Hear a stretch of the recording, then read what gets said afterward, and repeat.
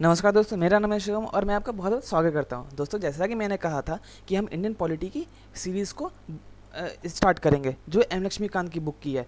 दोस्तों, मैं ये बताना चाहता हूं कि ये जो सीरीज़ है ये यूपीएससी वाले, पीसीएस वाले, सीजीएल, एसएससी कोई भी हो वो देख के इसको समझ सकता है और वो सबके लिए इंपॉर्टेंट है। और दोस्तों, कहीं ना कहीं ये आम नागरिकों के लिए भी है। As a being citizen of India हमें ये पता होना चाहिए कि हमारी कॉन्स्टिट्यूशन क्या है, हमारी जो लॉ बन के आती है वो क्या होती है, हमारी जो पॉलिटिक्स चलती है वो कैसे चलती है। दोस्तों, पॉलिटिक्स में सब इंटरेस्ट लेते हैं। अगर आपको उस चीज़ों के बारे में जहाँ से हमारी पॉलिटिक्स आई है, जहाँ से हमारा कॉन्स्टिट्यूशन चलता है, जैसे हमारी कोई भी लॉ बनती है तो उसको वो कैसे बनती है उसको समझने के लिए कॉन्स्टिट्यूशन को पढ़ना बहुत ज़रूरी है, जो एम लक्ष्मीकांत की पॉलिटी इसके लिए बेस्ट मानी जाती है। तो दोस्तों, आज हम इसको शुरू करने जा रहे हैं। जैसा कि दोस्तों आपको पता है कि हम कोई भी लेक्चर स्टार्ट करने से पहले उसका हम पहले कंटेंट देखते हैं कि कंटेंट में क्या क्या है, हमें क्या क्या पढ़ना है।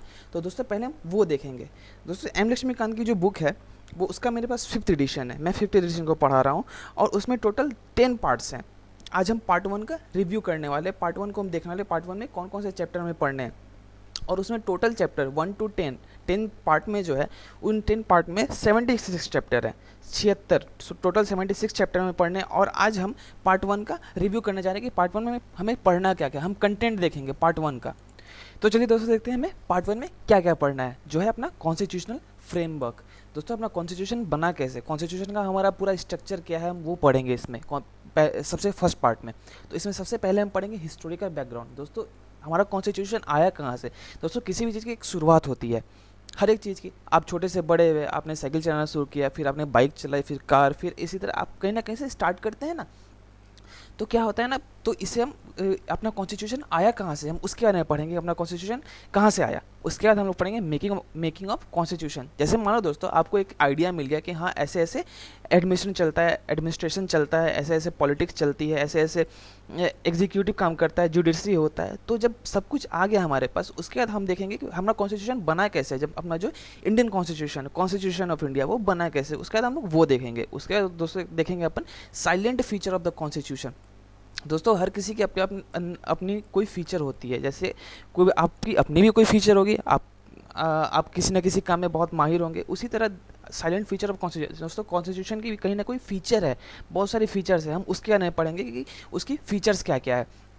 उसके बाद दोस्तों देखेंगे अपन प्रीएम्बल ऑफ द कॉन्स्टिट्यूशन। हमारी कॉन्स्टिट्यूशन की प्रीएम्बल क्या होती है। दोस्तों, प्रीएम्बल को हिंदी में प्रस्तावना बोलते हैं, और ये जो होता है वो इंट्रोडक्शन या फिर प्रीफेस होता है कॉन्स्टिट्यूशन का।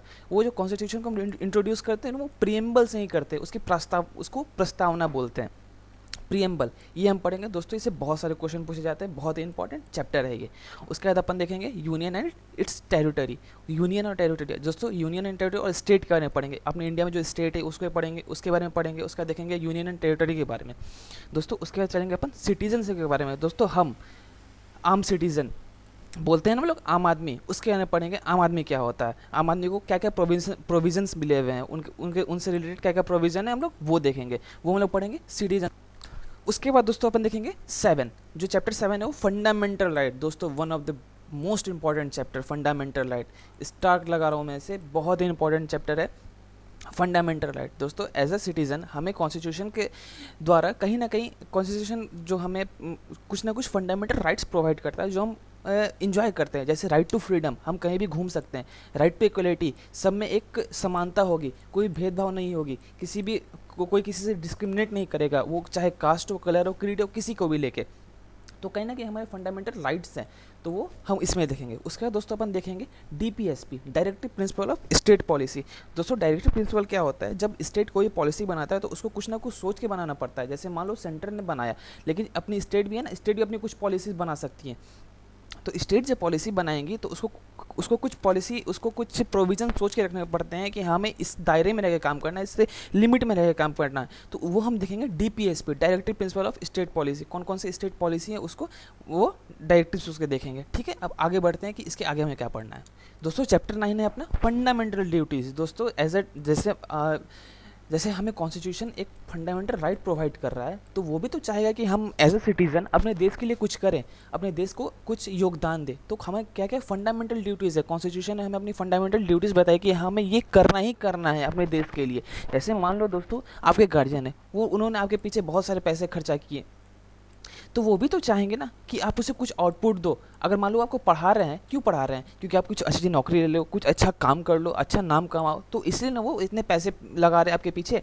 तो इसी तरह कहीं ना कहीं फंडामेंटल ड्यूटीज़ जो होती हैं वो हमें एज ए सिटीज़न हमें बताती है कि हमें क्या करना चाहिए। ठीक है, ये हम पढ़ेंगे फंडामेंटल ड्यूटीज़ में। उसके बाद दोस्तों चलेंगे अपन अमेंडमेंट ऑफ द कॉन्स्टिट्यूशन। दोस्तों आप जानते हो कि दोस्तों अमेंडमेंट ऑफ द कॉन्स्टिट्यूशन को हम अमेंड कैसे करते हैं। दोस्तों होता ये है कि समय के साथ सबकी ज़रूरतें बदलती है। जैसे मान लो आप पहले छोटे थे, आपको साइकिल की ज़रूरत थी, फिर आप थोड़े से बड़े हुए, फिर आपको बाइक की ज़रूरत पड़ गई, फिर आप थोड़े से बड़े हुए, फिर आपने कार ले लिया। तो इसी तरह क्या आपकी ज़रूरतें बदलती गई। तो दोस्तों होता क्या है कि हमें हमारे जो कॉन्स्टिट्यूशन में जो प्रोविजंस दिए हुए हैं उसकी कहीं ना कहीं ज़रूरतें बदलती रहती है। जैसे मान लो कुछ ऐड करना है, कुछ रिमूव करना है, कोई कोई प्रावधान जो है वो हमारे इंडिया के हिसाब से फिट नहीं हो रहा है, तो वो हमें बदलना है। तो वो क्या होता है, हम अमेंड कर कोई भी चीज़ ऐड कर सकते हैं या फिर रिमूव कर सकते हैं। तो वो हम लोग पढ़ेंगे अमेंडमेंट ऑफ द कॉन्स्टिट्यूशन। दोस्तों इससे भी बहुत सारे क्वेश्चन पूछे जाते हैं, बहुत इंपॉर्टेंट चैप्टर है। उसके बाद दोस्तों अपना one of the most important chapter basic structure of the constitution. इसमें बहुत सारे केसेस है, बहुत सारे रिलेटेड इससे केसेस हुए हैं, तो इसके बारे में हम लोग बहुत डिटेल में पढ़ेंगे। बेसिक स्ट्रक्चर होता क्या है कि दोस्तों हमारा जो कॉन्स्टिट्यूशन है, तो जैसे मैंने आपको बताया ना, हम किसी भी चीज़ को अमेंड कर सकते हैं, किसी भी प्रोविज़न को अमेंड कर सकते हैं। तो बेसिक स्ट्रक्चर वो होते हैं जिसको हम अमेंड करके नहीं हटा सकते हैं। वो कहीं ना कहीं एक बेसिक स्ट्रक्चर है, अगर वो हट गया तो कॉन्स्टिट्यूशन का मतलब ही खत्म हो जाएगा। तो वो होते हैं basic structure of the constitution. तो इसके बारे में हम लोग डिटेल में पढ़ेंगे। तो दोस्तों ये हो गया अपना टोटल 11 पार्ट। तो 11 पार्ट के बाद तो उसके बाद अपन स्टार्ट करेंगे दोस्तों हिस्टोरिकल फ्रेमवर्क। अपना जो लेक्चर दूसरा है, अब इसके बाद जो लेक्चर आएगा उसमें हम लोग हिस्टोरिकल फ्रेमवर्क स्टार्ट करेंगे। अब दोस्तों आपको भी एक काम करना है। दोस्तों मैं आपके लिए इतनी मेहनत कर रहा हूँ तो आपको भी तो कुछ ना कुछ करना चाहिए ना। आपको बस इतना करना है कि जब भी मैं पढ़ाऊँ, जब भी मैं लेक्चर लूँ, तो आपको एक पेन और एक कॉपी ज़रूर लेके बैठनी है। आपको इसके नोट्स बनाने हैं। दोस्तों आप दूसरों के नोट्स कितने पढ़ लो, जो अपने बनाए हुए नोट्स होते हैं ना, उनकी बात ही अलग होती है। ये मैं खुद के एक्सपीरियंस बता रहा हूँ। जो अपने से नोट्स बनाए होते हैं उसमें आप भी कुछ ऐड कर सकते हो। अगर आपको कुछ अच्छा लग रहा है उसमें, तो आप भी उसमें कुछ ऐड कर सकते हो।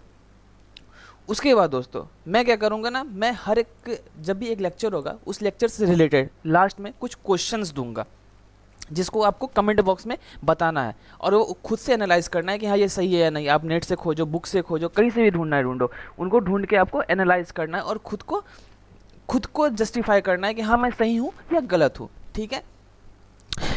और दोस्तों एक और बात कि हमारा साथ ही साथ ज्योग्राफी का भी लेक्चर चल रहा है। ज्योग्राफी में दोस्तों मैं जीसी लियोन की ज्योग्राफी को कवर कर रहा हूँ, जो कि बहुत बेसिक्स ऑफ ज्योग्राफी। अब मैं उसका लिंक डाल दूंगा डिस्क्रिप्शन बॉक्स में, आप उसको जरूर देखना और दोस्तों के साथ शेयर जरूर करना। और दोस्तों आज का लेक्चर भी आप सबको शेयर करोगे ताकि सबको पता लग जाए कि यहाँ पे पॉलिटी के लेक्चर स्टार्ट हुई। क्या कि जो भी लोग हैं जो कोचिंग्स नहीं ले सकते हैं उनको एक बेनिफिट हो जाए। देखो दोस्तों कहीं ना कहीं हमें लोगों की मदद करनी चाहिए। मदद करने से क्या होता है, आपको भी खुशी मिलेगी कि हाँ चलो यार मैंने उसकी मदद की। वो कहते हैं ना, जो ब्लड डोनेट करते हैं बोलते हैं ना, करके देखो अच्छा लगता है। और मान लो एक मोमबत्ती है, उसने दूसरी मोमबत्ती को जला दी, तो इसका कुछ नहीं बिगड़ेगा। ठीक है, उल्टा ये भी जलने लगेगा, तो उससे कुछ नहीं बिगड़ेगा, आपका बिगड़ेगा। तो इसको शेयर ज़रूर कीजिएगा दोस्तों के साथ। और आज के लिए बस इतना ही। हम पार्ट 2, जब हम पूरा पार्ट 1 ख़त्म कर देंगे उसके बाद अपन पार्ट 2 का कंटेंट देखेंगे। पार्ट 2 में हमें क्या क्या पढ़ना है। ठीक है, पार्ट 2 उसी तरह हमारा पार्ट 10 तक जाएगा। मैं दोस्तों कोशिश करूंगा कि अपना जो लेक्चर होगा वो कहीं ना कहीं बहुत मैक्सिमम आधा घंटा का। तो दोस्तों आधा घंटा काफ़ी है, उससे ज़्यादा लोग बोर होने लगते हैं।